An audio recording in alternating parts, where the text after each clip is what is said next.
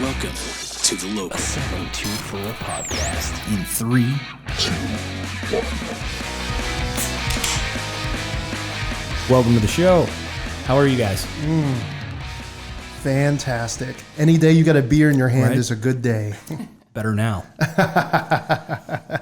All right. So you guys are running a monthly subscription box called First Sip Brew Box. Absolutely. That's I'm loving exactly the what swag. we do. I like your sweatshirts. Dude, super branded. Right? You got to do it. No guessing about it. Oh, yeah. So how did you guys get into doing a monthly subscription box about beer? That's a good question. So Sammie and I actually fell in love with craft brewing. We took a vacation down to the Smoky Mountains, North Carolina. She loves traveling, and I love making her happy, obviously. Happy go. wife, happy life. Right on. And we went to some of our first breweries down there, and it was like a social mountain house. People came in after work. It was a small town. Kids came in. They were playing board games. There was a dog running around. We just loved everything about it. And then we were just joking around on the way, the 8-hour drive back home, just saying, hey, what if we started a brewery? What would we call it? Just playing around. Yeah. And organically, we still don't know to this day who came up with it. But we just thought First Sip Brewery because you like something from the first sip. Absolutely. So we were like, that's super cool. Let's do that. So we get back home and we start researching what to do. And this was back in 2015. And even then, the market was starting to get saturated. Breweries were popping up. It felt like every single month, just all over the place. And we were like, wow, it's really expensive, $300,000, $400,000, $500,000 to start a brewery. And it was important to us, we don't have that kind of assets. Right, yeah. There's no generational wealth. There's Right. It's all on us, right? Most people don't. Yeah, Right? and it's not in our sock drawer, so we don't, So we decided to pivot and focus on something that we could do a little bit more easier. So we wanted to send beer in the mail. At that point in time, it became legal in Pennsylvania. So I reached out to their legal counsel. They said, well, Dennis, let's look into this. About 30 days later, they sent us an email letter back. I guess most people just call it an email, not an email letter. Whatever. But they sent us some stuff saying, well, you're the first one that wants to do something like this. So to be safe, how about you buy a restaurant or buy a beer distributor and then and then buy a license. Yeah. And then I did the math. We're right back up $300,000, $400,000, $500,000. Yeah. So it really felt like to penetrate the craft beer industry, there's such a huge barrier to entry financially. I don't know if it's designed that way to where, you got to be pay to play kind of setup. Seems like it. Yeah. So we knew if we wanted to follow our dream, we had to do something that hasn't been done before. And we're actually really happy that it worked out that way because now we focus just on building relationships with breweries and featuring their merchandise, t-shirts, pint glasses, stickers, koozies, coasters, that kind of stuff in there. But then we took it one step further that no one else in the country's doing. We connect the breweries to small businesses that make things out of beer. And we do collaborative projects with them. That's so awesome. like beer hot sauce, candles, soaps made out of beer. We partnered with a company that makes coffee out of malts and hops. Like it literally can be anything. We put it all together and we now have subscribers in 5 different countries. That's awesome. Yeah. That's super cool. That sounds amazing. I remember my first trip to the Smoky Mountains was pretty amazing. Yeah. I went down, we were in Tennessee. That's where we were at down there. And it did have that feel. It was just like, we were down there for vacation. So when we were down there were just like people hanging out and they were kind of on vacation too and stuff. But it was so cool. We'd go down, get brunch in the morning, afternoon, drink some beers, walk up and down the streets. And it was just so much fun. Just like, it's a great place to hang out. But the liquor licenses themselves, the whole Insane. like pay to play thing. Insane. Dude, my mom and I actually, when craft beer kind of just started to become a thing, I like to cook. So I like to grill, mostly barbecue. So I wanted to do like grilled pizza and craft beer. Like that was like my big thing. I wanted to grill pizza on charcoal and do craft beer. And, we went and took some business classes and really started looking into it, talking to banks and all that stuff. And I mean, liquor licenses were like $30,000. And I was just like, yo, That's just the right to be able to do it. That Right. that's nothing else. None of the other overheads. So Right. The Yeah. state just wants to control that. And I mean, I get it, but at a certain point, it is a huge barrier to innovation. Mm-hmm. It really is. That's why we're still the pilgrim state when it comes Yeah. to, technology. It seems like, New York City, Chicago, California, we're always getting things 5-10 years after they are. Oh yeah, for sure. So how did you guys you went, you pivoted, and so how did the monthly subscription box pop into your mind? So at the time, I was already subscribing to a different subscription box company that sent me, not random. You got to choose, kind of the theme, and it was like a Himalayan salt block, Oh, cool. or a really nice cutting knife, things like that. I still have yet to use that Himalayan salt block. So I already like the model, and the subscription box industry over the last 3-4 years has been exploding exponentially. And you will succeed in business if you can find some way what people value more than anything else is time. So if we can develop a model where we deliver value and time, we can win. So it's kind of what we've been focusing on. Yeah, For that's sure, and awesome. it's been working. It's been slow growth, but growth nonetheless. This past month in December, we doubled everything, which was really cool to see. All the SEO, all the content, everything that we've been doing this past year, really truly take off. Yeah, So that was fun. that's pretty sweet. We get to pay stuff. Yeah, for sure. So jumping into what you're putting into these boxes and things like Right. that, how are you guys partnering with the breweries around here? Do you guys approach them and just tell them the story that you just told me Right. and say how does that go? How do Well, you get somebody to say, yeah, let's do this? That's a good question. So since we feature breweries from anywhere in the country, we do obviously enjoy. I'd much rather go shake someone's hand and Sure. talk to them. But at first, so while I was still working full time, I would get home after working 9 to 7 and kiss the wife, pet the dog, and then at that point I bought a book called 1001 Beers to Try Before You Die. Yeah. It's humongous. It's like the phone book of beer. And I literally from 9 p.m. to 3 a.m. every time after work went through every single beer, every single brewery, looked up the email and emailed every single person, telling them about what we did and how we want to work with them. And that got a lot of, info out there to tons of breweries. We got to partner with some of them. But since we've been focusing a lot more on content and on 6 to 7 plus social media platforms, breweries are now coming to us, which is super cool. It's super rad. But recently, in the last 6 months, we pivoted, not a full pivot, maybe a slight pivot. Because we started doing different collab boxes where we found out. So we used to think of ourselves as a subscription box company. That's not what we are. We're a media company. Right.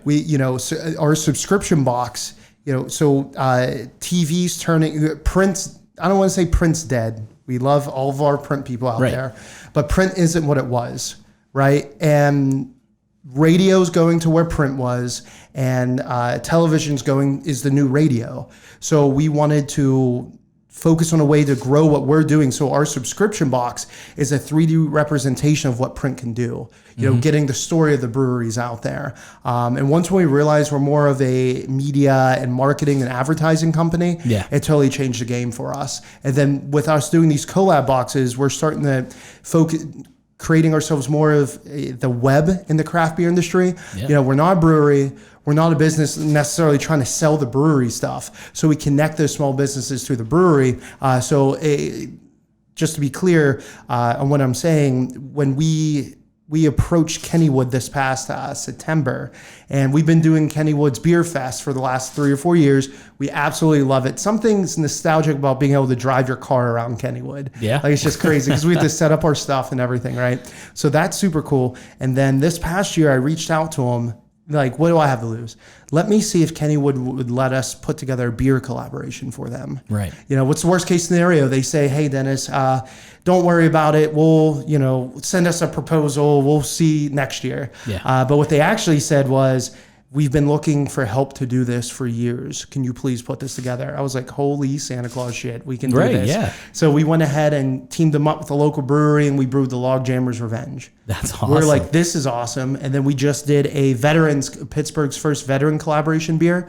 I went into a VFW, maybe a year ago now, and it just felt like a cave, right? Like, just not necessarily dingy, just like the atmosphere. Yeah. And then I realized, well, if I'm going to be in this atmosphere, I at least need a good beer. And the most craftiest thing they had on tap was Yingling, which in an emergency, break the glass and grab the axe. Right, I'll yeah. drink that Yingling all day. But I started seeing a gap. I was like, there should be a beer for vets by vets. So we pulled together Couch Brewery and Burgers Brewing here in Pittsburgh, a couple of the veteran-owned breweries, and we made a beer together. Called it a Speedy Core, got it out on tap in a few different VFWs, and then we started realizing, wow, look what we can do. Like, no one else was doing this kind of stuff. So now that's become like some of our stuff that we do too. So the monthly subscription is a vehicle to like create these scenarios and spread a lot of this good stuff out there and use the craft beer industry as a catalyst to do good. That's awesome. That's a lot. Like, I like how everything is really kind of intertwined, and, one vehicle makes the other move, and this and that. Your business is veteran owned, yes. Correct? You are a veteran. Absolutely. My wife's a veteran from dealing with my stuff. So Right. It's very cool. I think, so were you guys like, in it from the get-go, both of you, or? That was the only way to do it. Yeah. That was the only way to do it. We needed each other, Yeah. So I left my job about 2 years ago now. And if it wasn't for her, I would have died of like the bubonic plague, like some ancient disease that's been gone for hundreds of years. I would have been knocked out. I didn't have health insurance for like 4 months, and I had to take vitamins every day. Dude, it's a wild thing when you start your own business. It was scary, but she always supported, like, from day one. Yeah. For sure. And I am not the creative by any means. Mm-hmm. Yeah, So the one with she- the camera here. Yeah. So she does a lot of that stuff. The joke is he married me for my health insurance. So There you It's go. not too much of a joke, though. Right? I needed it. Yeah. I mean, whenever I jumped ship from the corporate world and started doing like my own business, my video business, I went, I think like a year without any kind of benefits, any kind of anything. So it was like, friends of mine were like, "Hey man, do you want to try jumping on the old skateboard again?" And I'm like, "Nope, can't break my do it. ankle because then You can't that'll break cost me anything. like everything." You can't get a paper cut. Exactly. Yeah. I was drinking and eating so much fruit that, I felt the scurvy coming on. I was like, pirates used to get scurvy. Right. It was wild. I mean, like, then somewhere down the line, Pennsylvania passed this law, the common law thing. So like me and my wife now, we weren't married at the time, but we were living together, and I could go under her insurance. And I was like, oh, cool. So now I did have insurance through my girlfriend at the time because we were living together. I didn't even know that was a thing. Yeah, it was a thing. I It was thought like you a had to be common- together for like a decade. I don't even know what the year. I just thought it was a long time. It was a common, it's if you own a house together. Oh, basically. okay. So not if you're just renting together. Yeah. Yeah, who So knows? that's how that happened. And then we just got married, because we wanted to. Well, she was like, you have my health insurance. Right, yeah. Like, Yeah. you got to step up now. But it was pretty cool. I mean, same deal. I mean, like you're saying, you have to go all in at, you have to. It's got to be a thing, an understood thing between the two of you guys because, even with this podcast, it was like, hey, I've got this idea, and that floated around for a while, and I did everything I could possibly do to talk myself out of doing this. That's just the creative in me. Right. I'm the artist that's like, I could do this, but I'm not going to because, somebody else is going to do it, or somebody else is already doing it, or this person is blah, blah, blah. So that's what you do. You sit and talk yourself out of ideas, which is good that you have, your We have a anchor. good balance. You know what I mean? You've got a balance. Jess, my wife, was just like, You have to do it. It's a great idea. That's how you're going to market your business in a whole different way. Right. And it's working. Good. You know, so That's freaking what you got to awesome. do. You just got to, that support system is awesome. And you mentioned that balance. So Sammie's the super creative. Like, she came up with our first logo. She drew it. We had a friend digitize it. Like, she does so much there. I'm more the technical, rigid, and engineering like nerd. Yeah. So I'm that type of stuff. I can't fathom doing it. So right before we started our business, I always knew from a young age, I wanted to be an entrepreneur. I wanted to start my own thing. And for a while there, I was like studying, okay, I want to do a mobile cafe. Then I was learning Japanese and I was teaching myself coding. And then I was just doing so much. And then when we stumbled across this idea for First Sip Brew Box, she was like, that's it. That's what we're doing.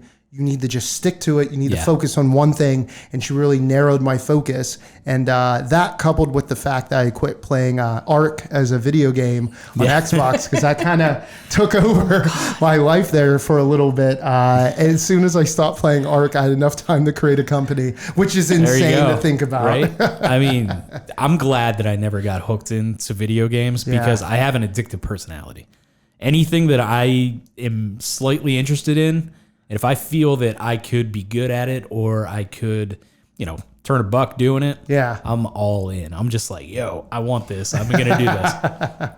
I mean, I had a sticker company at one point, t-shirt company at one point, podcast, the video company, and doing photography, all this stuff. And I'm just like, man, I'm doing too much stuff.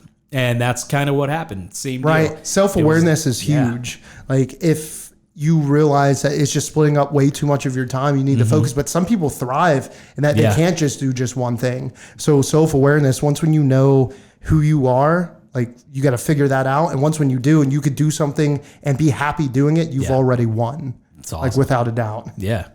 So what are some of the pitfalls that you guys have run into doing like a subscription-based business?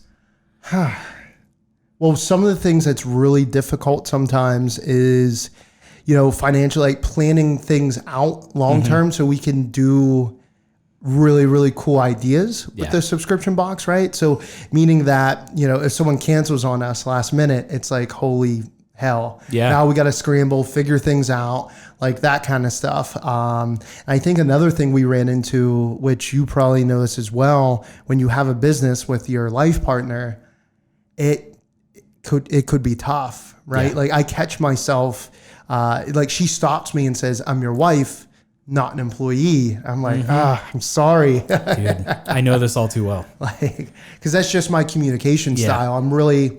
when it comes to business, I'm really blunt. I'm to the point. There's no point sugarcoating anything. This is what we need to do. So communication wise, it can be a little tough. I don't know, Sammie, if you just agree.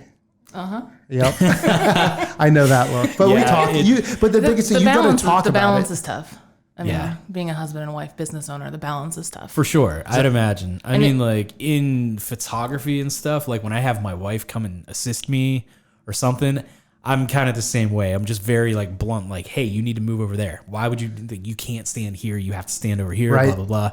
And I forget she's not a fucking photographer. Right. I am. So like, I'm sitting there like demanding that she know this stuff and I'm not teaching it to her. Right. So it's like, I always have to sit there and realize like, dude, don't be a dick. Like, she's here helping you. Right. She's like really keeping you on track, keeping you focused, keeping you comfortable, helping you do whatever you need to do. Like, don't be a dick. Right. You know what I mean? And I think with us, it works out well because Sammie does she's in charge of a lot of stuff that I not only have no passion in, I'm not good at. So I think it definitely works out well there. That, and we have like a select few things that we have separate. So because we're husband and wife and we own a business together, we have those couple things that like are ours. Yeah. Like, I coach basketball. That's my sanity. If I didn't have that, I don't think he would be around right now. Yeah, no. So she also duels as like an MMA fighter in her off time. I've been her only opponent, apparently, and I've lost every single match. That's hysterical.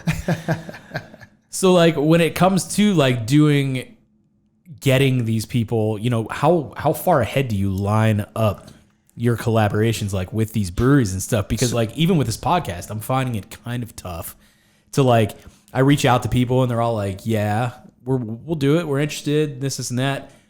And then it kind of seems like, we don't all just like kind of agree on a day. Right. And It's like, just wishy-washy. yeah. And I'm trying so hard. My wife wants me to create a calendar and line people up for like the next couple months. Yes. Sammie, you're the same. It's definitely a wife thing. Yeah. Like, And that's what I want to do. We just had that conversation on the way up. Yeah. I mean, Jess and I just had the conversation today. She said, okay, great. So when you're done with these guys, who's next? And I was like, well, I'm reaching out to a couple people. And she's like, get them scheduled. And right. Dude, it's 100% right. That's what has to happen. So not only does it have to happen, it's the industry, right? Like the brewing industry is just, again, with us specifically, I know you do a lot of, business stuff too. Right. But the brewing industry is just, they don't even know outside of their production schedule what's going on in the next 30 right, days. Yeah. And I think that's a lot of small businesses, right? With us, we don't have a whole ton of resources and capabilities. And some of these brewery owners are still working their full-time job. Like, so for them to like commit to something is tough. But I said this before, patience is key, right? So we put 4 years in to this industry, and we give, do whatever we can to support these businesses. And we're doing great stuff in the industry, and it's starting to pay off, right? So they see that we're not one of those companies that popped up and straight up ask right. for stuff. And then that whatever that business was just fizzles out and goes away. And I think the industry kind of knows that, but they've seen how active we are and everything that we're doing to help the craft beer industry, not just in and around Pittsburgh, Pennsylvania, but the entire country. Now when we reach out, when we're doing like this video series, we were able to line up 3 breweries in one day with 24 hours notice. That's because awesome. they saw like the value of what we bring. They're like, yeah, Dennis, like we've been meaning to hang out anyways, just come on down. Historically, as far as, getting breweries signed up and featured in brew boxes, man, it was tough, right? Yeah. Because we can't afford to pay for all the swag and the merch. Right, yeah. Right? Because then it's not a sustainable business for us. So just getting really good at having the conversation that this is a unique marketing opportunity for you. Yeah. Quit paying for Google AdWords, quit paying for Facebook ads, like that kind of stuff. If you're not a marketing person, you're throwing your money away because you have no idea about keyword optimization. Do this. It's more of it costs less. Yeah. It's more of an ROI, and you're actually getting things that people are going to be wearing in perpetuity and pouring beer in it in perpetuity until it breaks and or their wife says you have too many beer glasses. Right. Yeah. I mean, the first podcast that I had was with Invisible Man Brewing down here in Greensburg. Oh yeah. Those dudes brought me pint glasses, a growler, t-shirt. I'm actually wearing the t-shirt under here. Ooh. Take it off. Right. But that, I'm just having that physical merchandise in my hand. I mean, that coupled with the fact that I'm friends with these dudes and stuff, I'm very, very protective of those glasses. Their beer, I could go down there and just say like, hey, one of my kids broke one of these. Can you just give me another glass? Right. But it's like, they reach up to like grab something and I'm like, you drink the plastic glasses, leave my glasses alone. It's like, you have that. People come over.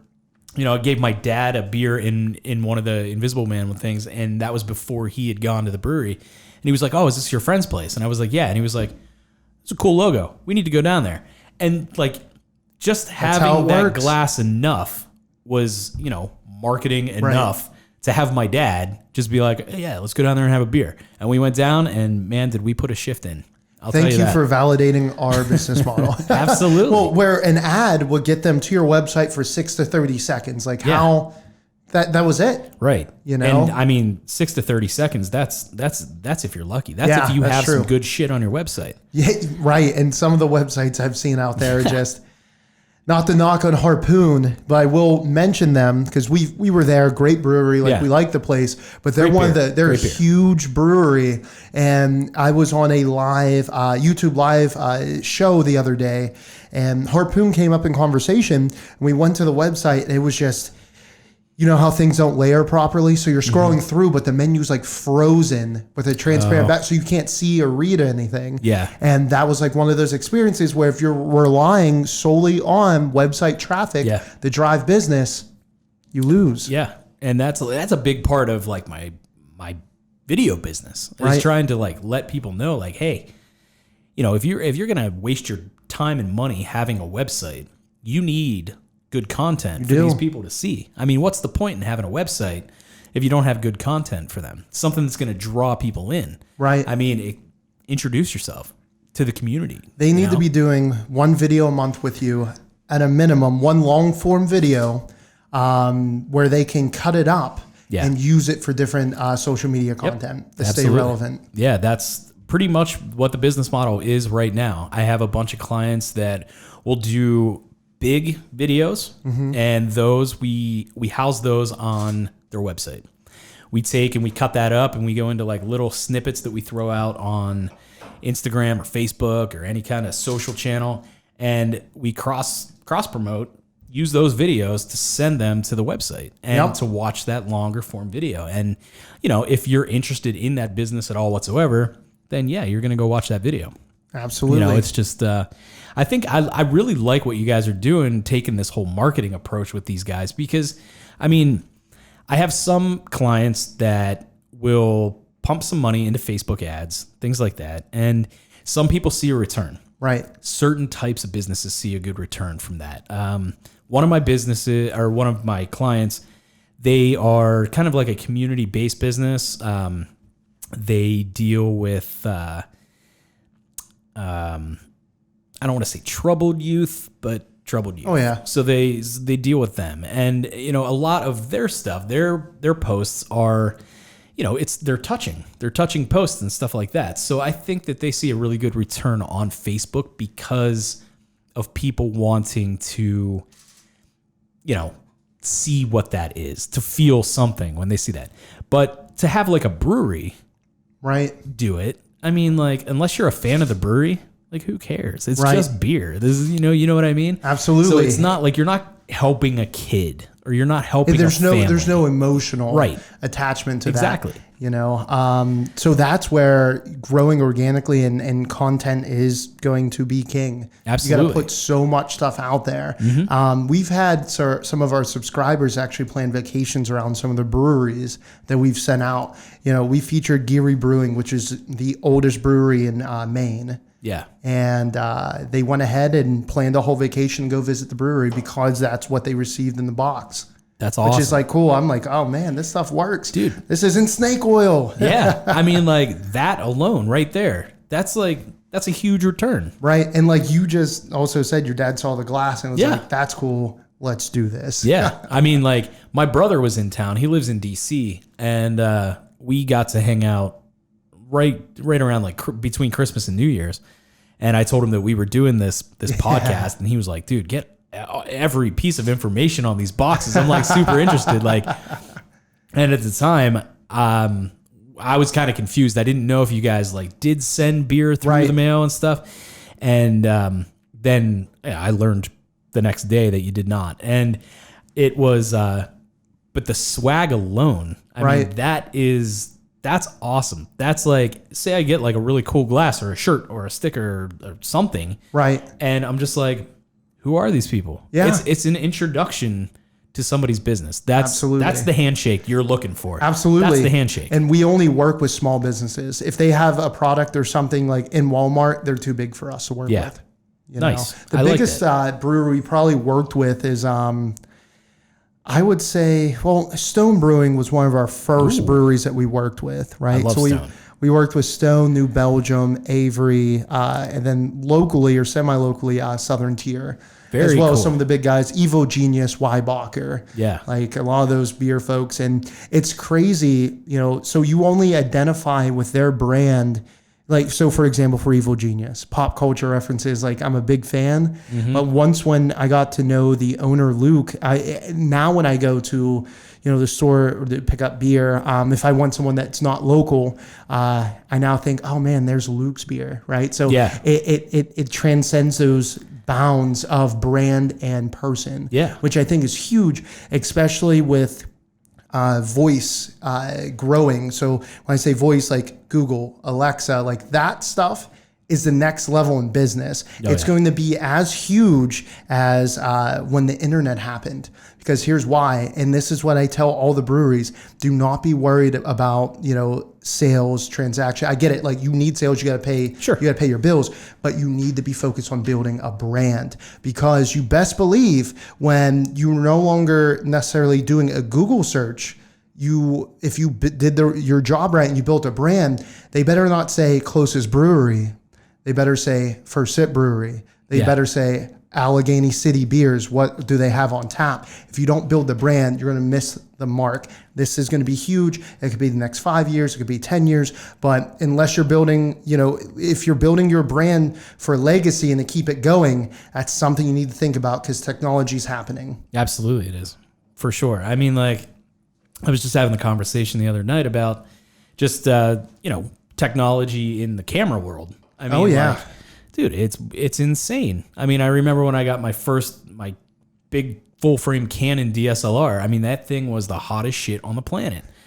And, I've only had it for, I think, about 6 or 7 years at this point. But I mean, the low light capabilities aren't as good as, the new Sony that I got. And Sony traditionally specializes more in, low lighting capabilities, right? Yeah. Like Sony's got some great technology when it comes to like low light or, any kind of slow motion type stuff. Like they put a lot into every camera that they manufacture. They really give you everything. They're not one of those companies that's like, we have the technology, we'll save it for the next version. Right. No, they're just like, boom, here. Take it. That's awesome. And, that's why people like Sony. Sony's a great brand. But it's just like, how often do you really just, things are changing all of the time. So you have to get innovative with your marketing. That's the biggest thing. I mean, like, I've said it on this podcast a million times already. Word of mouth is the best form of marketing that anyone could ever do. Right. And how are you going to innovate that? Like how do you change it? How do you roll, with the tide, basically, and what you guys are doing is basically it's a word of mouth type thing, but you're also giving somebody a physical product. Right. So it's the best of both worlds. Yeah. I mean, it's word of mouth, and we're turning their backs and their chest into billboards. Yeah, absolutely. For that business. It's very cool. I mean, like with the podcast, like everyone was like, how are you going to market this? And I was like, well, it's local. So that immediately will gain some attention. It'll gain attention, and just by doing it, right? Like, figure out how to market afterwards. Do it. Yeah. Just do it. And then like, it was whole like, well, why are you doing this? Like, I want to market my video business to the local businesses around here. How are we going to do it? I use this podcast as a vehicle to market my video business. No one wants to listen to someone without a platform. Right. You're just a dude with an opinion at that point. Yeah. If you have a platform that builds credibility and you weren't just talking about doing something, you actually got up and did it. And that's the whole thing. I mean, that's the mantra of this whole entire podcast, man. I mean, there's people that do and there's people that don't. I want to talk to the doers. Yep. I want to talk to the people. The movers and shakers. Exactly. And I mean, that's the coolest thing, is just like connecting with people that also said, oh man, this could cost me a lot of money and it could wreck me financially if I tried to do this, but fuck it, I'm doing it because it's something that I want to do. Because you can't breathe, right? Without doing it, without taking that jump, you know, and I didn't realize this for the longest time, but that's where I was. Like, I had to start the next, my thing. Yeah. You know, I didn't want to keep putting it off and, you know, and be 40 years old. Or I could have had a business for 10 or 15 years by that point. And a lot of people, so for example, when we started our own video series, The Daily Sip, just made up that name. I roll with it. I thought you about just it. Made that up right here? Well, I thought about it on the way here. I like it. But this is the first time that anyone's heard it outside of my mouth. Fucking heard it here first. The Daily Sip. Yeah, The Daily Sip. You know, people ask us, well, you don't know how to edit video. You don't know how to do this. I was like, yeah, but I'll figure it out. You will figure it out. So I did it, and then my buddy Steve, who is a freelance, videographer, studied cinematography. I don't even know if I said that right, but he's very talented, right? Yeah. He saw it. He was like, "Dude, this hurts my heart." And he wasn't saying it to be mean. Right. Like him and I had an offline conversation. I was like, look, man, this is where I stand. Like you can't just read about doing push-ups, right? You got to do it. So that was my philosophy with this. I was like, I'm just going to do it. And eventually I'm going to learn one thing after another because I can't afford to hire someone. And he was like, bro, you could just like send stuff to me. I'll do it. I was like, Steve, and I appreciate that. And he's helped us over the years doing stuff. He actually runs Hop Nation USA podcast, which is like beer podcast. Awesome. And he's been helping us over the years, but I also didn't want to, burden someone. Yeah. Like I rather, even if it's not, grade A stuff, it's the content's great and everything else I would just figure it out as I go. Yeah. I mean, like in the resources that you have available to you these days, right. YouTube, any of these guys out there, that's kind of what I started doing. My creative outlet while I was stuck in that corporate world was making YouTube videos. So I started, and I was sitting there thinking, I did some videos about like the electric skateboards and, things like that. And then all of a sudden I was like, well, once I started seeing some traction on my channel, I was like, well, what is it that I do? Like what I need to focus down, just like we were talking about earlier. And I was like, cameras. I really love cameras. I like teaching people how to edit. I like teaching people how to shoot. Yeah, we'll talk. So my whole entire channel on YouTube is based on how to shoot videos, how to shoot better videos, edit videos, shoot photography, things like that. And what I realized was that, the people that I was marketing to on YouTube were the people that were right at my skill level. And it's like, they already know how to do this. Right. Why are they looking to me? Huh. So what I did then was focused everything down to beginners. Okay. And I was like, well, these are the people that are on YouTube looking, how do I do this? You might be a guy like me sitting there like running through After Effects or something, trying to do some animation. And then like, shit, this is what I want to do. How do I do this? You jump on YouTube real quick, you figure it out, and then it's done. Right. You're done with that. But when you're a beginner, you look to these people like, hey, that's like a teacher to me. So that's what I started doing. And, the channel gained some traction and it's awesome. So you can get on there. You can just type in how to edit video or whatever, and a million guys are going to pop up. Check them out. I mean, dude, it's all about, between you and Sammie, I'm sure you guys can put together the story. The storyline that's something that everyone kind of knows how to do because you watch TV, you watch movies, things like that. You know stories. You tell stories. Right. And we do that for a living. Exactly. So it's the technical aspect of putting that together. And once you start to edit, once you get that bug. It was fun. It's fucking awesome. I love editing. And then you're so proud to watch what you create. Yeah. Dude, I put together like 10 or 15 seconds. I make a few cuts. I go back. I watch my 10 or 15 seconds. That gives me the movement, the acceleration. You feel it. Keep going. This is going to be awesome because I did this back here. Maybe I should do it again right here. Stick with the theme. Then you start to think, and dude, it's awesome, man. I love it. So you getting into, doing something that you're not 100% familiar with that's what today is. Right. And that's my whole personality. If I don't know how to do it, that's not going to stop me. Right. It's guerrilla marketing, man. Yep. It just is what it is. Absolutely. It's awesome. It's very impressive. I'm going to grab another beer. Do you want one? You know it. All right. Let me jump over real quick. You can talk. I'll just talk all by myself. I love it. It's the best conversation you can have. Now, or you want one of those? Oh, no, this is good. The Hop Avenger.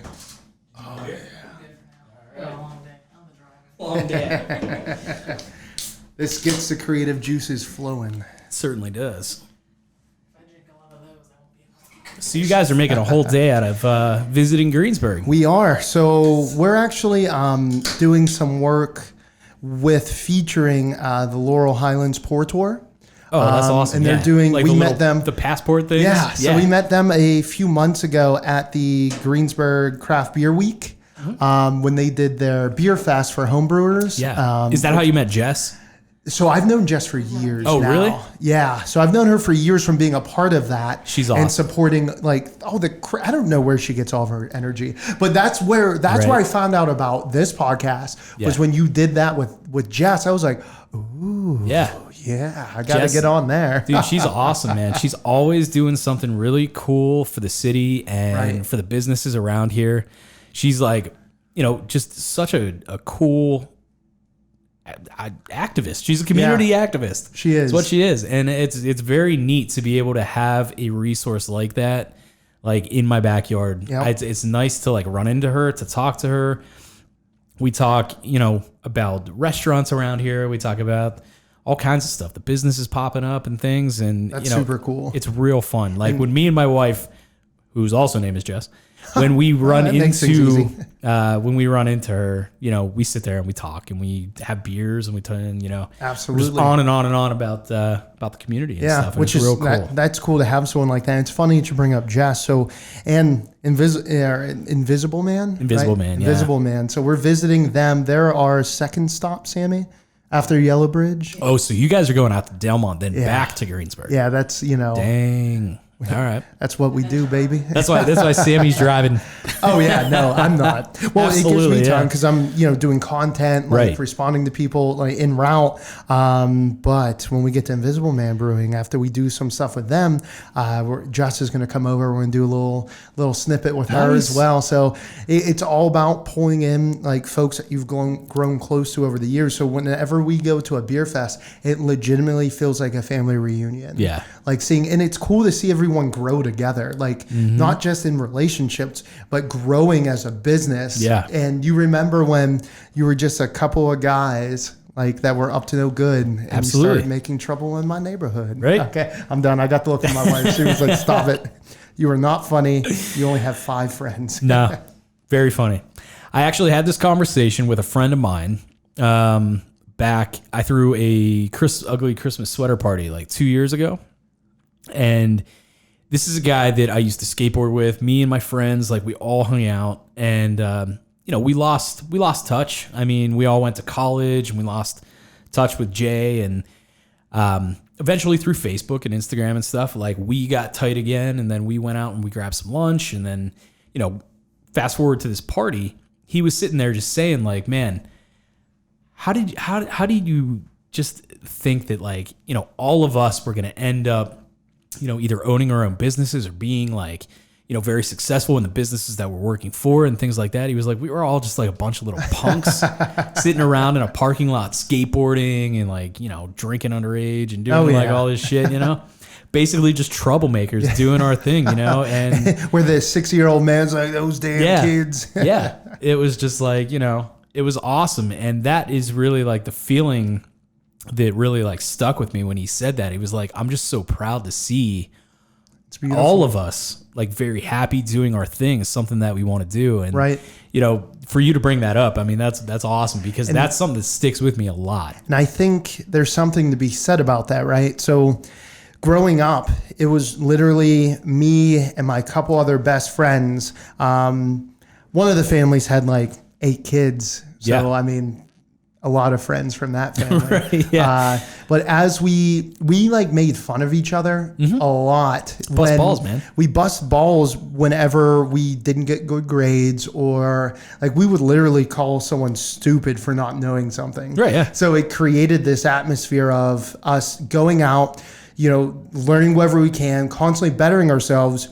Almost, every single one of us joined the military. Yeah. I went the Army route. My other buddy, James, went the Army route. Manny, it's funny how he joined the Marine Corps. So he had a date at the mall. And growing up, we didn't have much. We didn't have vehicles or anything. Yeah. So the mall was a 2-hour walk. We grew up in New Kensington. Oh, dang. So walking to Pittsburgh Mills Mall. And so he walked there. Unfortunately, he got stood up by his date. Oh, shit. So that's a long walk. He did not want to walk back home. But there was a Marine recruiter And then he was like, look, man, you give me a ride home, I'll join the Marine Corps. Legitimately what he did, a man to his word.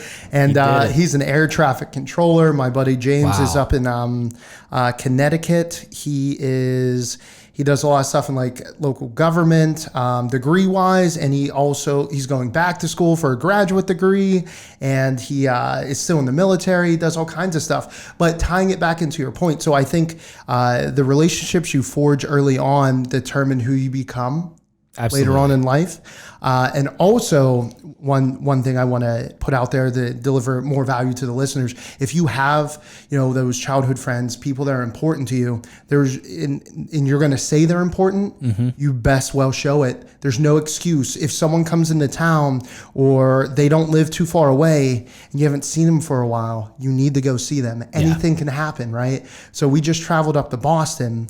We stayed with my one buddy. We lived with him for a week, visited 15 different breweries, had some meetings. On the way back down, we stopped in Connecticut with my other buddy James, and then in Scranton with the Marine air traffic controller Manny. Nice.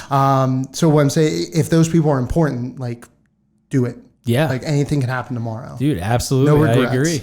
It's cool, man. I mean, like, to sit there and like, that was one thing that I learned when I was younger. It was just like, man, friends are just like everything. Friends are everything, friends and family.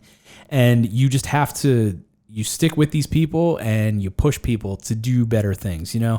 My buddy Jay that I was talking about, he, when the YouTube channel was just kind of like lifting off the ground and stuff like that, he was like, yo, dude, I really like your videos and blah, blah, blah. And he'd give me some pointers. He's not a video guy, but he would give me pointers as how he saw the show and like how he saw the videos. And he was just like, from a listening or a viewer standpoint, maybe try and do this. And I would take that and say like, hell yeah, I'll try it out. And it really started to help out. Wow. Like, just like little tips and tricks and stuff like that. Like, hey, maybe you're like a little too much FaceTime. Maybe show some more examples. Awesome. Okay. And, I would do that. And, the videos have gone and gotten more views and things like that. And the channel is, getting bigger and better. And it's awesome. And I haven't even put out a video in a long time, actually, which kind of sucks. But that's kind of cool though, because he was coming from a place where he didn't want, there was no agenda, right? He wanted nothing in return. And he actually wanted to see you succeed. Yeah. That's the thing, man. That's the coolest thing about just, like your group of friends and you and my group of friends and me. It's just, it's awesome. I get like real excited, not only like in Greensburg, this whole like revitalization thing that's going around in Greensburg. Right. I mean, there's tons of restaurants and bars and everything popping up. And it's not only because like I'm friends with some of these people. It's also because, I mean, this is bettering my community. It is. My wife and the kids are going to be able to see something and enjoy something in this town that wasn't available 5 years ago. Right. You know what I mean? I mean, that's important. And I lived in Lancaster, Pennsylvania. Oh, good old Lancaster, right? aka Lancaster. That is like, that's heaven. That place is heaven when it comes to small business, community, just all of that stuff, local everything. Yeah. You know what I mean? So, I mean, it's real fun. It's real just important to latch on to like what you've got here. And, like you said, just get out there and do it. Do it. And obviously you're called the local, local 724. Right. More people should be more focused on what's going on in their local economies, local government. Absolutely. Than they are presidential stuff. Right. Like, honestly, if you think any of that stuff's going to help you on a national scale, I mean, obviously, if you're in the military, you got to kind of watch some like stuff for deployment purposes, but you're going to see a much more of an impact like what Jess is doing here in Greensburg. Like, just get out there, see what you can do to better your local community, because that's what's going to impact your life for sure. Yeah, just putting some like shitty little snarky comment on Facebook or about Twitter, whatever. Either way, it's not going to do anything for you. Right. Like, get out there and like better your immediate surroundings. Right. I mean, dude, I agree with that 100%. That's amazing. One hundo. Oh yeah. Cheers on that. So you guys, back to the beer box. You guys have been in business. This is going to be your 5th year in business, correct? So April is going to complete our 4th year going into the 5th year. We just had a whole conversation around this because we were getting confused how long it's actually been. Yeah. I mean, dude, it's got to be just like mind blowing to think about like all the stuff that you guys have gone through. It's amazing to me being like a fan of craft beer and all of that, being a local, being, inundated in this whole community, that I didn't even know about this until you commented on Jess's podcast, and then I was like, who's this guy? And like went and like just did a little research on you, and I was like, well, holy shit. I like grabbed my wife and I'm like, this guy's doing fucking great stuff. So, I mean, like you were immediately, I was like, I got to get this guy on immediately. Absolutely. So it took a little bit of time, but here we are. Yeah. It's crazy how things work out, right? And I try to do at least 5 different podcasts every single month. Yeah. Which is a lot, right? But the value in doing a podcast, and always that more content for you going in. Traditionally, people that listen to podcasts have more expendable income to actually purchase stuff, to do things like that. There are people that are learning new skill sets and staying up to date on current events and things like that as well.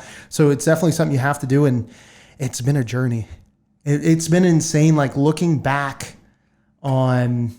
Well, a lot of people think, oh, well, you got to have like a 10-year plan. You got to do that's just all getting stuck from executing. Like before you can do a 5-year plan, you need to make a sale first. Right. Like you just got to do it. Don't quit getting stuck in analysis paralysis. Like at one point, it's just like going to the gym. I went to Barnes & Noble's, bought my $2.50 like espresso from Starbucks because I didn't want to just be there all day and not support Barnes & Noble's before they end up like Borders. And just sit there and legitimately read tons of different books, take notes. And one day turned into 2 days a week, 2 to 3, 3 to 4. And now we're working on the business every single day, but it doesn't feel like work. Yeah. Dude, it's what we're doing so for amazing. us. Because we're not doctors, we're not lawyers. I was telling Sammie that if we want to live the life that we want, we got to create something. Yeah. And that's what we're doing. It's awesome. Sammie, what's your take on like all of this? Are you a big fan of the craft beer as well? How's this translate? No, I'm a huge fan. I think we started that journey together and we've both kind of grown with it. We have a little bit of different tastes in beer. But, way different. But no, I mean, I'm on board and I love learning new things. I don't come from a background of the same kind of stuff as Dennis. I actually work in the mental health field. So that I've been learning and teaching myself everything. Yeah, you've been great. That's awesome. Being in the mental health field helps. Yeah. Because she has to deal with me. So that's awesome. What is your favorite beer? Oh God. Well, or favorite type of beer? Let's go that way. I like Belgians. I like the strong Belgians. Like is this a woman thing? Because like my wife is just all the higher about the percent. It's the Belgians. She's all about the Belgians, the Hefes, all that shit. Yeah. Me personally, I hate those. I can't. I can't do the taste. Hefes. And Yeah. Just Belgians, strong Belgians. Sours. Oh God, there we go. I just like saisons. Saisons. We both she like likes stouts. saison also. We both like stouts and porters. Yeah. But I'm more of a dark beer fan, but I do like a very crushable IPA. So years ago when we first started, we actually did not like neither one of IPAs us at all. liked IPAs. But over time and through the New England style IPAs, more crushable, it's changed and opened up our palates a little bit more. Mm-hmm. It has a lot of bitter. I will not be drinking it. Oh yeah, that's true. Yeah. I like a lot more hop than she does. Yeah. I mean, same way. Whenever I first started with craft beer, it was just like, this is like a little too much taste for me. Right. I'm not digging this. IPAs were just like, this is like funky tasting. Like this shit tastes bad. It tastes like it's been left outside for like 2 years. Grandma's cedar chest. Right. Yeah. It was terrible. So I was just like, this is terrible. I grew a taste for it. Now it's just like, dude, the funkier, the better. Yeah. The hoppier, the better. It's crazy how that changes. It is nuts, man. Like I really, really love IPAs. Like everybody loves IPAs, but like just the funkier the taste, the better. And then the Belgians, like, and with my wife's taste and stuff like that, how I actually really knew that I got turned on to Invisible Man was we were at a bar. One of the other owners owns Hugo's down here. And I saw that. So they had on tap, they had one of the Invisible Man breweries before they opened up. Because she knows a person. Right? And they had a Belgian on. And so my buddy's there, Sean, who owns the brewery. Hey, Sean. And Ted was there, and Steph was there. And so there's the three owners right there. And I'm thinking, well, obviously, I want to support the business and stuff. Give me one of those. And I got it. First idea, take a sip, say, yes, I like it, hand it off to the wife. And there we go. I've supported the business. I took a sip and I was like, holy shit, this actually tastes really good. Took another sip and I was like, holy fuck, I like this. This is weird. So I bought Jess another one and I was like, this is crazy. And it was a Belgian? It was a Belgian, and I couldn't believe it. Like, that's what really turned me on to them, is because like their beers are just like insanely drinkable. You guys are gonna have. I'm a excited. blast. I'm excited to visit those. Dude, I'm guys. half tempted to come back and visit with you whenever you guys get down there. Because, Well, we'll hit you up, man. yeah, I mean, I only live 2 minutes away, and I love the brewery. That's what we do on Thursday nights. We go out on date night, we eat dinner, and then we go to the brewery. That'd be kind of cool. Do another segment with you. Yeah, that'd be Pull awesome. you on. All right, that'd done. be fun. Don't tease me with a good time. I'm all about it. So, like, the presence that you guys have on social media is quite impressive. Thank you. I enjoy what you guys are doing. A lot of work. I know. Do you do all of like the photos and the marketing? I do and all things of the like that? photos, all of the content creation. Yeah. The only two, You're doing a great job. Thank you. The only two things I don't do are LinkedIn and Twitter because I And hate YouTube. both. Yeah. Well, YouTube, but YouTube counts. it counts. Yeah. LinkedIn and Twitter to me are almost. I know why you split that. Me, It is a different mindset. it's an analytical. Those are the two analytical Right. social channels. You're more the creative channels. Yeah. And that is why I really don't use Twitter or LinkedIn as much as I should, because I'm more You would hooked. slay it on LinkedIn. I feel like I probably could. It's Well, here's the difference. I need to learn more about it. No, screw that. Okay. You don't need to learn Fuck more it. about it. Right. And here's why. Don't treat it as being different. Yes, contextually, every platform, like formatting wise, it is different. yeah. Think of LinkedIn just like Facebook. Or okay. LinkedIn is changing. Yeah. Don't think of it as that big stuffy corporate Like I feel like there's office. rules that I have to follow. Fuck the rules. Right? I know. Fuck Legitimately rules, for real. treat it just like Facebook and you will slay it. You already do all the crazy like video stuff and photos. Just post the same thing on there. And I promise it will work for you. Awesome. Because what I want to do is like I said in the beginning, this podcast is kind of started as a vehicle to market my other business. Right. And, at first I was kind of giving this almost no value. I love this podcast now. It is something that's transcended the idea of just being a vehicle. Right. And so I want to give it more attention. And in doing that, I'll also be giving my video business more attention. Right. And They're in the same vehicle. right. So it's just like, pushing this out to different businesses and things or people that might be interested in being on.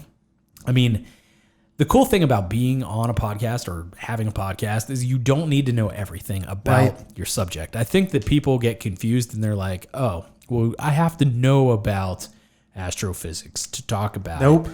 You don't. That sounds like The whole idea, McKenna project. right? He invited that physicist on. Yeah. I mean, we sit here and we talk about it and you tell me. You're Right. telling me, you're telling the audience. Absolutely. I'm just here to steer the ship. You're That's here it. to talk. You know what I mean? It's talk about your passion and things. And then somewhere down the line, I will tie in my passions to, Right. at the same And time. without the podcast or without that platform, we never even would have known that you existed. yeah. Right. And it's a very cool thing. That's why I'm like real excited that you said earlier in this that you guys are taking this like marketing approach. It's such a cool idea. I think that, what you guys are doing, you're taking something that you love together, that's special just because you love it together. right. And now you're offering this marketing plan, this whole entire thing to, breweries to go out there and try something different.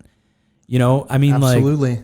And every brewery that we work with, we intrinsically want to see them succeed. Absolutely. So it's not a transactional relationship where we feature them for a month and we forget about them. The people that we work with and we feature, when these big collaboration projects come up, we think of them. Mm-hmm. When there's something going on that we think would benefit them in their local area or nationally, we reach out to them. We honestly want to see the industry succeed, but especially the folks that have worked with us, especially early on. Yeah. Now, we were just a couple of people like saying that we do this thing. We're so ingrained in the industry. When we got married a year and a half ago, Sammie, Yeah. almost a year and a half ago.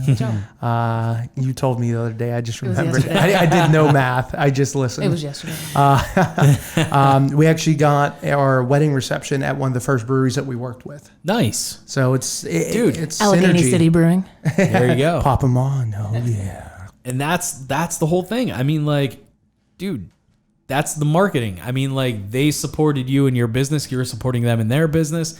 You brought family, friends, all kinds of people to their business. And I'll bet you at least 50% of those people are probably like, oh man, these guys make great beer. They make great food, blah, blah, blah. Let's go there again. Absolutely.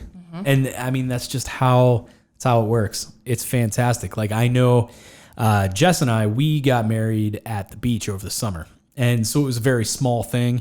We're having a reception at the end of January. And immediately Jess was like, we have to get Invisible Man. We need to get a keg from them to take there because it's great beer. That's what we do on Thursdays. That's awesome. Yeah, it's sweet. So Thirsty Thursdays, baby. right? I talked to Sean and I was like, yo, baby, what do I got to do to get a keg from you guys? And like, we went through, we talked, and there it is. We're going to have a keg of their beer at our wedding reception. I'm so excited. This Right? I'm excited for your wedding reception. Yeah. I hope it goes great. But Well, I'm thank excited you. for Invisible Man. Yeah, dude, it's very cool. Like, what kinds of cool things come in your boxes? I want to talk more about the boxes. Yeah. So did you want to talk about it, Sammie? Okay. Yeah. Nope. Normally she wants me to. Well, With she so wants me many to. words. She wants me to talk so much. By the time we get back home, I don't talk to her. I'm just ready for bed. Like, I shit. just get really sleepy. So Genius. Good it's plan. a long-term plan.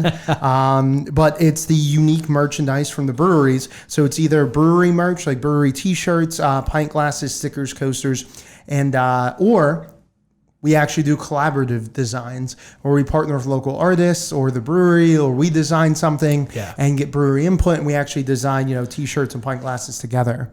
And then, so an idea of some of the other small businesses that we've worked with. We worked with Snake Guy, which is a local Pittsburgh spice company. He actually made beer spices for us, beer spice peanuts, beer spice pretzels. Like, he does all kinds of cool stuff. Yo, that sounds good. Uncle Jammy, he does beer-based barbecue sauces, dry rubs. Folks out in Denver, they do like beer popcorn seasoning, beer coffee. We're looking at working with a company that does beer shampoo and conditioner, which is just insane. So every single month, it's different. You never know what it's going to be.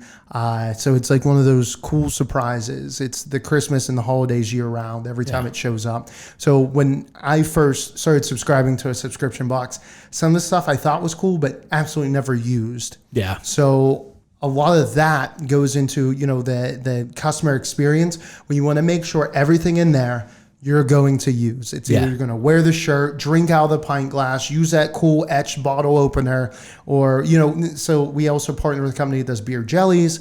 So we'll send you out a recipe card where you can actually use those beer jellies for cooking. So it's a whole experience. And our big mantra is obviously your beer gear is here, but it's like on a more deeper level, it's experiencing craft beer differently. Yeah. It's not just the beer. The beer's great and it has to be good, but there's more that the brewing industry does as a catalyst to help small businesses across the country and communities across the country. And that's really what we try to highlight. That's awesome. That's really cool. So what does a base subscription cost? So we have 3 tiers, 25, 49, 59. 25 is all the unique stuff from the brewery. So, T-shirts, hats, pint glasses. 49 is the brewery plus those cool small companies. And then 59, the connoisseur level, the Mac Daddy. That The thing, Daddy Mac. Yeah, Daddy Mac. Daddy Mac will make you up. It has even more stuff in there. If full size, bigger size products, that kind of stuff. A lot of the times it's hard for us to close the box. And even at $59, it's super approachable. For most folks. That's why we have the 3 tiers, whichever one, you want to subscribe to. And then we're super flexible. You can cancel whenever you want, do a one-time gift box. We're there. We do customized like corporate gift boxes for corporate gifting. So we actually work with folks in the real estate industry around a program to send brew boxes to the new homes of folks that buy houses. So it's a really easy way for you to thank customers for using your platform. That's genius. And I heard you can even do it for folks that run like video companies and stuff Yeah? too. You can like send it out to Cool. clients. That's really cool. I'll have to look into that. So are you guys boxing this stuff up like at your house So or your I office? have to say this. I'm not doing any I boxing. do all of the Sammie boxing. is. You know what? I was about to say I'll bet Sammie's doing all that. Every single one. Because when I do it, it looks like it just like travel around the world. And No, it it's looked like a just- child put it together. So Just you threw it wrap together. Christmas gifts and you do not. Correct. I do, but I just use mostly tape. This year's Christmas Tape presents bags. were wrapped with packaging tape. So it took me 10 minutes to open each gift. And I laughed every revolution I made with the tape. I was like, I'm a bad guy. I can't do wrapping paper. But you are the one who puts these I things put together. all the You boxes put all the together. boxes together. I keep all the customers in check. Everyone, Yeah. I know what everyone gets. oh God, I couldn't do that. Just a ballpark. You can share if you want to, share if you don't. How many of these boxes are you guys sending out a month? At Roughly this point, around 100. It Yeah. fluctuates between 100 and 150. cow. And And it's all done in our second bedroom right now. That's yeah. fantastic. Well, we have an office, but it doesn't make sense. Like that's just too much transporting all Yeah. the Transporting. inventory. Yeah. Like our office is down in Bakery Square, Pittsburgh. Yeah. And that's about 35 minutes away from our house. And we have that place because we won a pitch contest and an accelerator, getting up and did like a mini Shark Tank. Yeah. Because we couldn't afford an office otherwise. There you go. Yeah. But it's working. It's crazy. So Sammie actually put together a huge map, maybe 5 by 5 feet of the world, because maps, I guess, come in all kinds of shapes and sizes. Right, yeah. And she has a pin in everywhere we traveled and a different color pin in every city that we've had a subscriber. That and it's is just awesome. crazy seeing it peppered across the globe. I think we've hit, so if you're listening all over the country, we've hit every state but the Dakotas, Wyoming, and Nevada. I'm starting So to get think on they don't there. have the internet. Like I'm really... But we've also hit over 200 cities now, and then like Dennis said earlier, 5 different countries. Yeah, so the U.S., amazing. Canada, Ireland, Brazil, and now New Zealand. That's so cool. It's so neat that you guys are like doing this. That's a lot of boxes for you to pack It's a lot of boxes. and ship. Oh yeah, shipping's insane. I at least do all the. I print all He the prints all labels the labels and all out. that Print the stuff, labels and stuff. I do all that stuff. We Very obviously cool. prepay because when we show up, we're literally taking carts of boxes. Yeah. To the post office, but they've grown to love us because everything's done. They just Everything's scan done. it in. Yeah. And they're like, so this past holiday season, obviously our busiest, Mm-hmm. and the line was out the door, and people were like, "Who are these guys?" Like, Right, I don't yeah. know if that's what they sounded like. I'm sure they did. Just wheeling in our wagon We're full just of going. boxes. We're just going around everyone. You guys are taking a red And we're flyer just- full of boxes in And there. we're just like setting them up on the counter. Like this is what we do A radio all the flyer is what I time. meant. yeah, this is what we do all the time. You should have paid for the label ahead of time, rookie. Absolutely. I mean, dude, it's things like that you guys have learned over the last 4.5 years. And, it's only going to get better from there. I mean, you guys are going to be able to, who knows? And like we're saying with technology and things, who the fuck knows? Yeah, What kind of shipping streamline technology is going to come up? right. And we're finally starting to get sponsorships. Yeah. From companies seeing a value to actually pay just to have a little thing inside the box. Dude, yeah. So we're finding unique ways Advertising to actually pay opportunities. for these ridiculous like shipping charges, Yeah. all that stuff. Dude, I mean, it's something. I mean, because, 25 for the base. Yes. All right. Well, so, you pay a little bit for shipping. yeah. I mean, that's that's very affordable. Right. Especially if you think something t-shirts are $20, $30, like brewery shirts are $20, $30. Yeah. And then, I mean, like, even just breaking into the idea of like the logistics of running this type of a company. Yeah, that's crazy. Yeah. It's fun. I mean, It's a lot of fun. yeah, I'm glad that you guys enjoy it because, I mean, this is something that like is just, I think it's so cool that you guys are, I'm huge. I mean, that's what I do, marketing, advertising. Right. So I just think that it's so neat. And I keep saying it because I just love it that you don't have to stop saying you're it. doing, this whole entire, like taking this marketing approach to this, because that's what the breweries need to know. It's not you're giving their shit away for free. Right. It's that that they're giving you their stuff. It's you're marketing their business with their swag. For that whole month. How the fuck are they getting rid of their swag? Right. They're not. Right. And most of them don't even have an online distribution strategy for merch. They're too focused on growing beer. Exactly. Which is, I get it, but like you hang a t-shirt behind the bar and that's your marketing strategy for selling your merch. Right. Which is your brand. Right. That is your brand. You guys are taking it to a whole nother level and you're saying, you know what, we're going to deliver this stuff to someone's house. Who's already an identified craft beer enthusiast that will share it on social media, that talks to people about it. We're creating a supporter, a fan of your brewery. Yeah. And don't get me wrong, we've had breweries go, Dennis, for 200 subscribers, because 1 month, with Father's Day and Christmas and everything, like we blow up with, that's going to cost us $2,500 in merch. Yep. He was like, why wouldn't I just give our stuff away to the folks around here? I was like, look, I'm all about giving stuff back to the people that supported you. Like, that's cool. But they already know about you. So what's the ROI there? Like, you want people to plan vacations around it.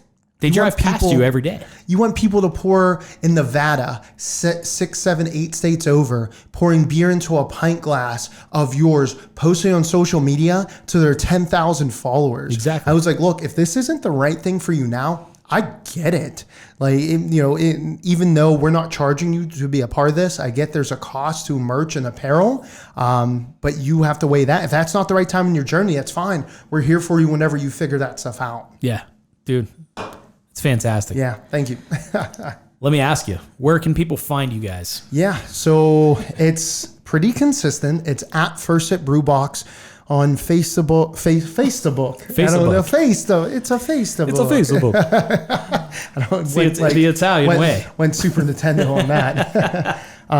So on Facebook, Instagram, Twitter, YouTube, Pinterest, LinkedIn, Snapchat, and now TikTok. And TikTok. I'm Dang. TikToking.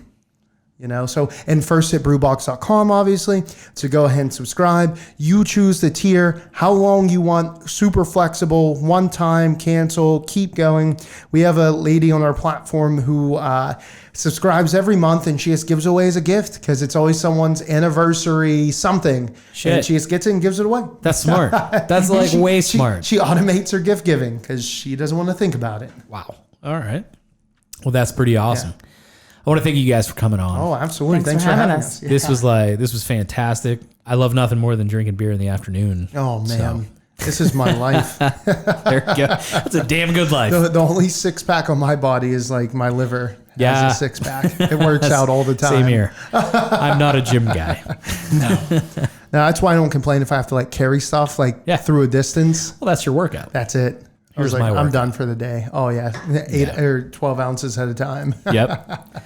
All right. Thank you guys so much for being on. Absolutely. Super we loved excited. It. Yeah. Boom, blow it up. Awesome. Thank you guys.